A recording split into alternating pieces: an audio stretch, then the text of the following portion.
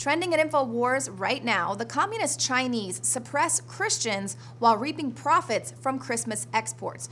Clifford Cunningham has the story. So the atheist government of communist China is cracking down on Christians domestically, while at the same time profiting heavily from the holiday by exporting you cheap Christmas crap.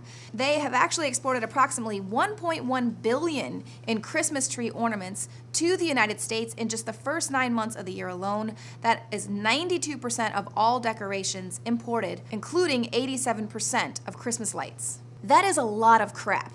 Now, despite the fact that the communist Chinese are reaping massive profits from Christmas, the ruling communist elite routinely suppress any Chinese citizens who practice Christianity. They've banned travel for anyone who wants to travel abroad for religious purposes. They make anyone who wants to have an in-home Bible study jump through hoops to make sure they're not setting up a church. Police have also raided pastors. They target them, they follow them, and they're known for tearing down crosses wherever they are found.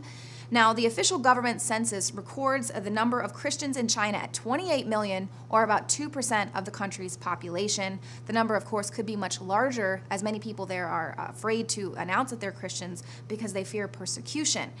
The very first documented visit by Christian missionaries was in 635 AD. So Christianity has a long history there in China. Following the Chinese Civil War, government associations have been founded to directly supervise the country's various religions. They've even recently tried to commandeer reincarnation to ensure that the next Dalai Lama would be born under the ruling Chinese class. But the harshest of animosity has been reserved for practitioners of the Falun Gong spiritual movement. On July 20th, 1999, following rising tensions with the government, Chinese security forces arrested thousands of Falun Gong leaders and outlawed the organization. Practicing Falun Gong in public has been banned, and since that ban, hundreds of thousands of Falun Gong practitioners have been arrested and jailed without trial. They've been forced to endure torture and forced labor. Many others have been killed, and their organs have been harvested by the Chinese government. So understand that by continually purchasing all of this cheap Chinese crap that you do not need is tantamount to buying blood diamonds. You're actually helping to prop up this oppressive regime.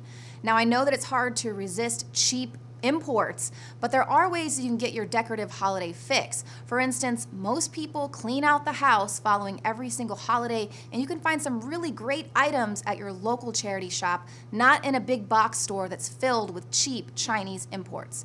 You can check out this article at Infowars.com, and I am Leanne McAdoo reporting for Infowars.com.